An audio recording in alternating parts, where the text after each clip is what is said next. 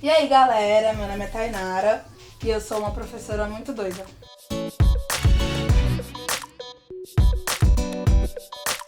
Então pessoal, eu tô aqui pra falar hoje, trouxe uma pessoa muito especial pra falar sobre um tema que foi pedido por vários alunos, um tema de bastante polêmica, que é o sistema prisional. Ele vai se apresentar pra vocês e a gente vai conversar um pouco sobre isso. Salve rapa, tudo certo? Meu nome é Alisson Jefferson das Neves, ou Alisson Tibus. Atualmente tenho 30 anos, sou professor de educação física, atuo em escola e atuo em academia. Já trabalhei no Instituto Ayrton Senna, foi onde eu tive contato e trabalhei um bom tempo com jovens de LA, né, de liberdade assistida. E também já fiz parte de um dos projetos de cultura, onde envolvia o sistema prisional de Brasília, onde os presos, né, demonstravam qual tipo de habilidades que eles tinham, né? Eu fiz 3 anos parte do júri, da parte específica de dança. Então, Alisson, queria, pra começar, o que você acha do sistema prisional hoje aqui do Brasil? A gente tem que pensar sobre muita coisa, analisar muita coisa para falar sobre esse tema. É um tema muito polêmico, inclusive.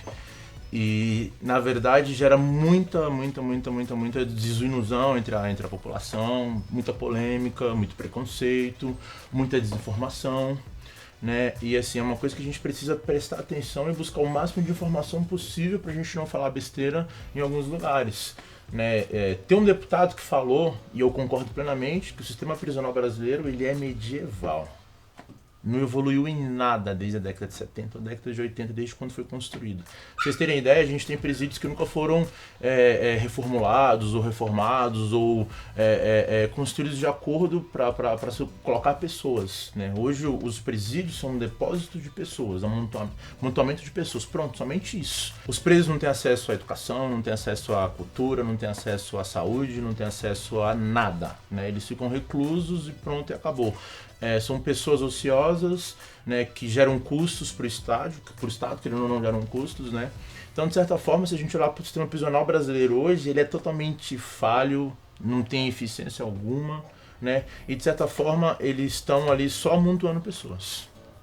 E assim, você acha de que forma esse caos dentro do sistema prisional interfere até mesmo nas pessoas que saem de lá, né? Como que a pessoa entra de uma forma, né? E ao invés de ser tratada para poder ser devolvida pro Estado, né? Pra convivência das pessoas, de que forma isso interfere tanto, assim, para que eles continuem ou sejam piores do que eram antes? Cara, é bem importante isso da gente olhar, porque dentro dessa análise vai entrar justamente esse olhar humano que a gente precisa ter para quem também é fora da lei, né? Pro presidiário, pro criminoso, pro bandido, pro vagabundo, pro peba, depende da nomenclatura que você quiser usar, né? E a gente sabe que tem muito preconceito em relação a isso, né?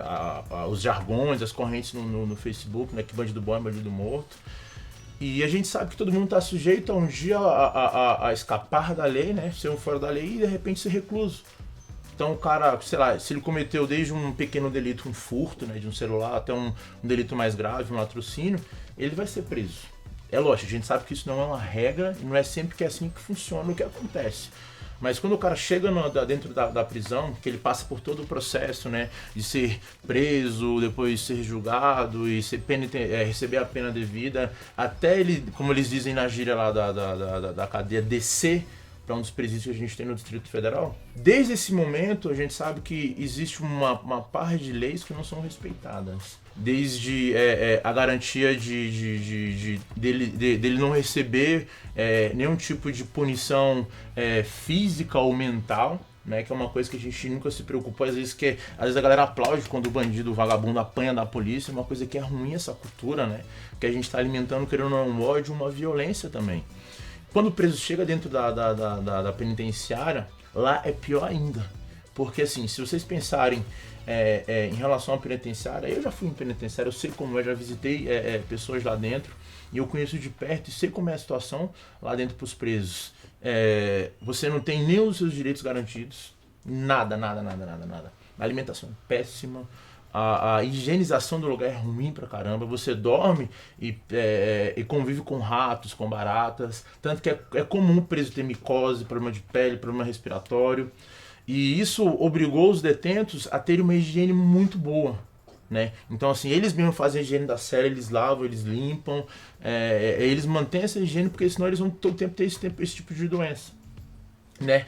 E dentro do sistema prisional, eles amontoam qualquer tipo de preso dentro de uma mesma cela. Então, se você furtou um celular, ou se você matou alguém, ou se você roubou um banco, você vai dividir cela com esse tipo de pessoa, né? E de alguma forma você vai ter contato com outro tipo de criminoso. Uma pessoa que de repente é muito mais perversa que você, às vezes você foi a primeira vez que foi preso, né? E a todo tempo você recebe um tratamento muito pesado dentro da cadeia. Não estou dizendo que deveria ser diferente, ou que preso deveria ser tratado com as mil maravilhas, ou ele deveria ser um spawn, algo do tipo. Mas que mais humano, né? Tinha que ser mais humano. Querendo ou não, a Constituição trata isso, a LEP fala disso, né? Assegura os direitos que o presidiário precisa ter e tem que ter dentro dos presídios. Então, quando isso é negligenciado, quando o preso ele sofre maus tratos, quando ele apanha ou quando ele vai comer, né, como eles chamam a xepa da cadeia, a xepa está estragada, né, e se ele não recebe visita ele passa fome, quando ele está doente, pode ser qualquer doença que ele tiver, desde uma tuberculose mais pesada, que é comum dentro da cadeia, até uma simples gripe, ele chega no enfermeiro, lá o cara pega e dá para ele um AS infantil. É isso que acontece, eu não estou inventando, eu ouvi de boca de ex-presidiários.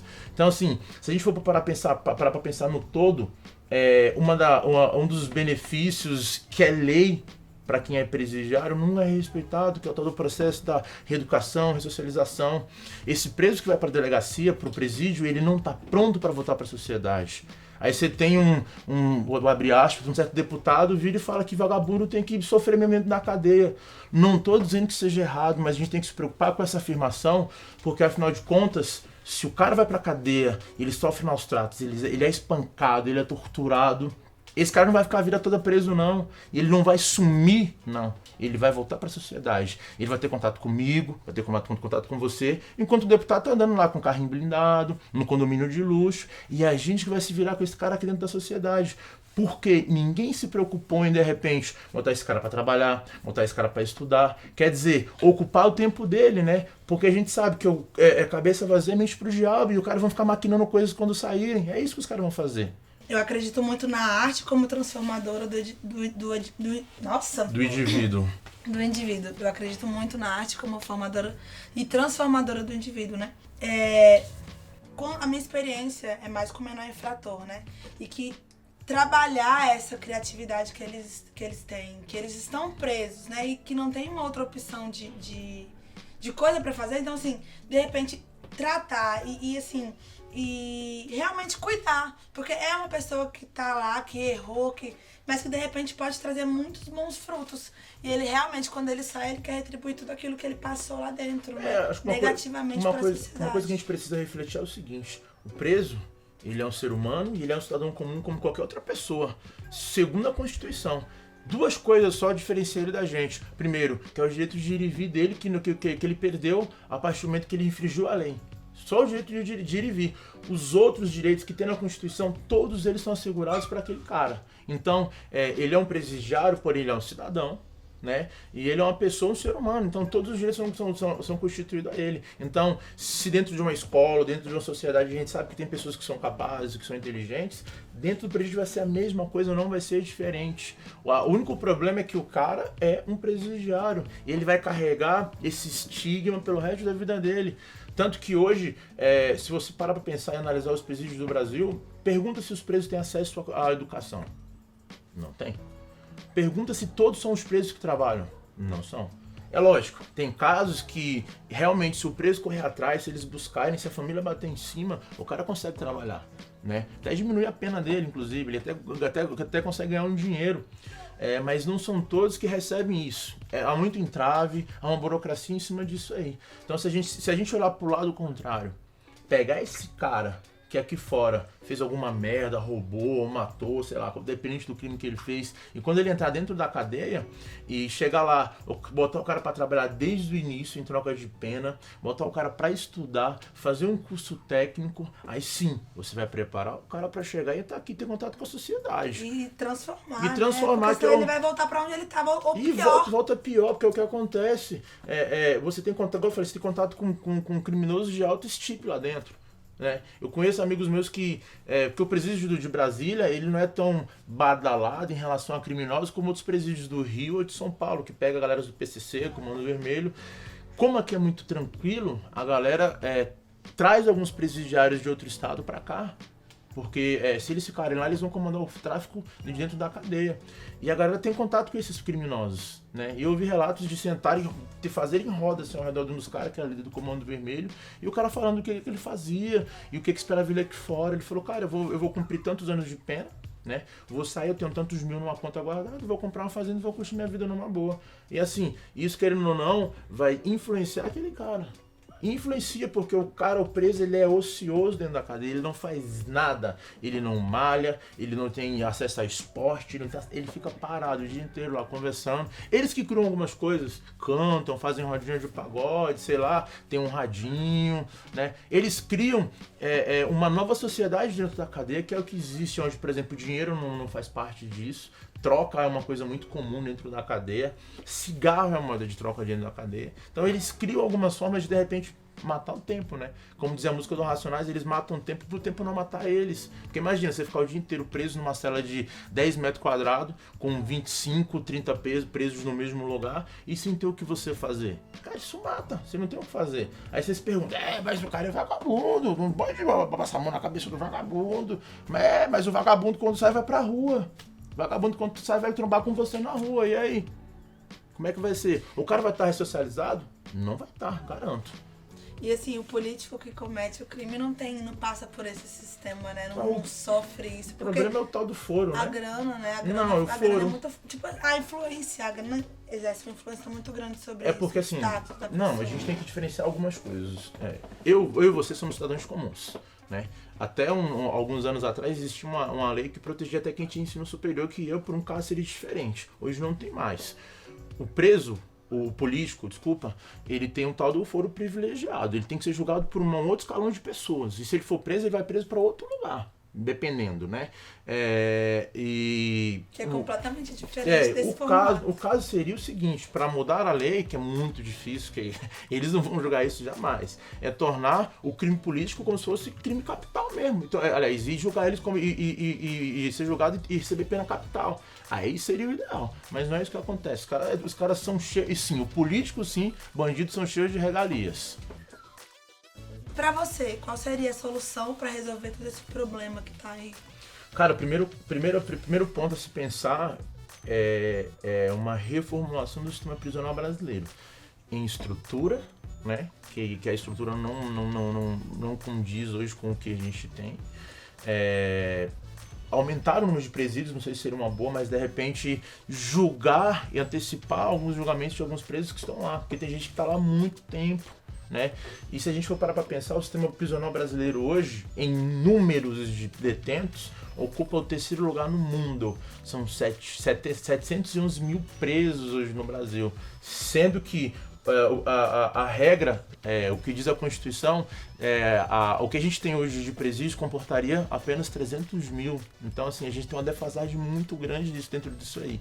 Quer dizer, você tem uma cela de 10 metros quadrados, que é o normal, comum de ter em alguns lugares, que, segundo a lei, para comportar apenas 6 presos, comportam 26 presos. Pra vocês terem ideia, tem gente que reveza para dormir, né? Que a jega que eles chamam lá, né? A cama, eles revezam isso daí, ou vendem os leitos lá, né? Então, enquanto eu durmo até uma certa hora, daqui a pouco eu levanto do lugar para alguém dormir enquanto ele fica em pé. Então, é isso que acontece. E alguns presídios, você tem um médico que cuida de mais ou menos 1.200 presos, você tem um advogado que cuida de mais ou menos 1.300 presos, você tem um enfermeiro para 1.500 presos, né? Então assim, você percebe o quanto isso está defasado, o quanto isso está errado, né? Na minha opinião, criar uma política pública para isso. Primeiro, para a gente tirar da nossa cabeça que o presidiário é um monstro, que deveria morrer. Eu acredito em penas mais duras.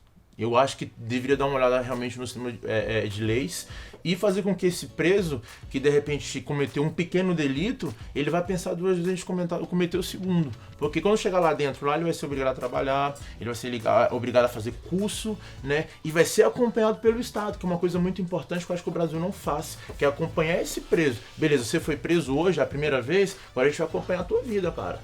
que acontece em alguns países, né? Então assim, o cara tem uma ficha que vai acompanhar ele o resto da vida. Se ele é menor, se ele é maior, aquela ficha vai acompanhar ele pelo resto da vida, né? Então assim, uma política pública para o sistema prisional, para pessoas mais competentes para cuidar dessa população em específico, né? Eu falo desde carcereiros, desde policiais que ficam lá dentro, porque esses caras são treinados e preparados para torturar, né, para bater, para espancar, fazer terror psicológico. Os carcereiros e policiais são preparados para isso, pura e simplesmente. É claro, isso tratando com monstros, com os bichos, né, com presos, não deveria ser diferente.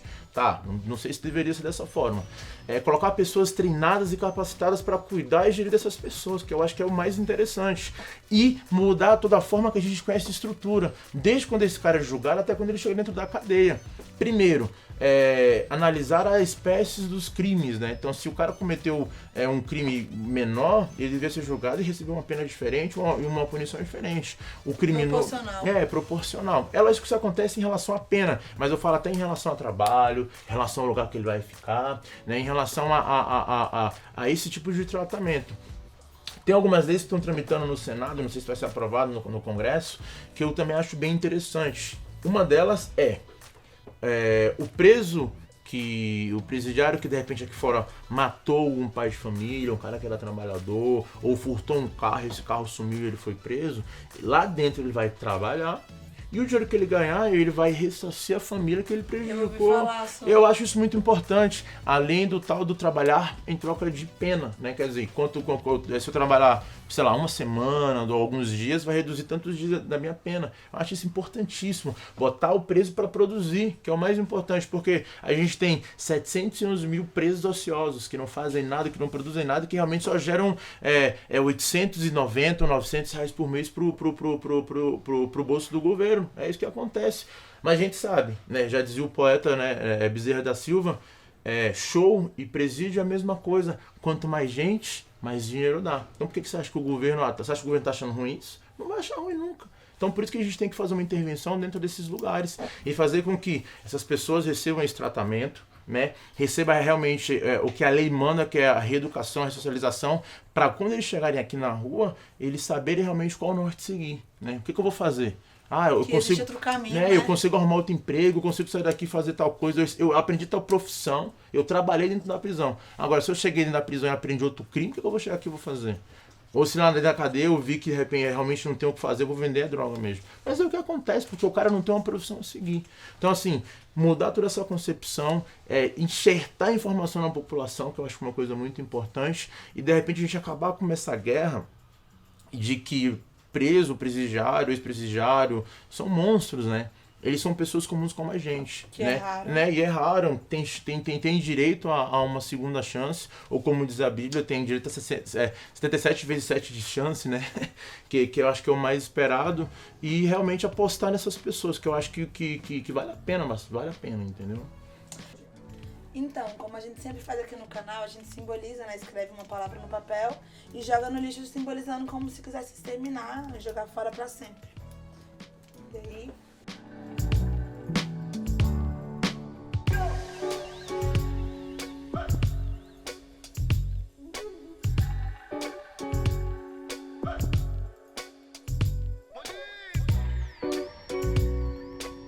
Então, gente, a palavra que eu escolhi para jogar no lixo é a palavra preconceito. Essa palavra tá enraigada, tá impregnada no ser brasileiro, acho que no ser como um todo, né? E acho que menos preconceito hoje tornaria as pessoas melhores, tornaria o ser humano mais ser humano, inclusive, e aproximariam as pessoas, que eu acho que é o melhor de tudo, né? E esquecendo que a rede social hoje é um reforço desse preconceito, porque o covarde não aparece e via rede social ele consegue disseminar o seu preconceito. Então, quanto menos preconceito, melhor para a sociedade, melhor para o ser humano. Jogando lixo pra gente. Então, queria muito agradecer a sua presença aqui. É o primeiro professor que vem aqui também, né, dar sua contribuição. E assim, hoje ele trabalha comigo, mas ele já foi meu professor quando eu tava na 8ª série. Né? Então, assim, não é tão novo quanto parece, né? Mas, assim, fico muito feliz pela contribuição. Seja muito bem-vinda sempre que vier dar novas ideias, novas opiniões a respeito de vários temas.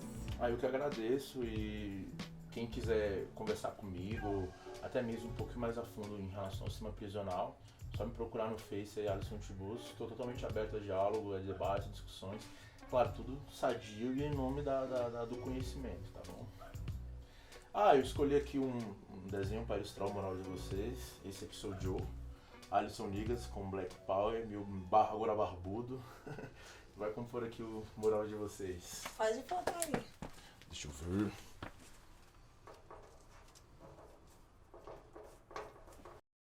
Muito obrigado.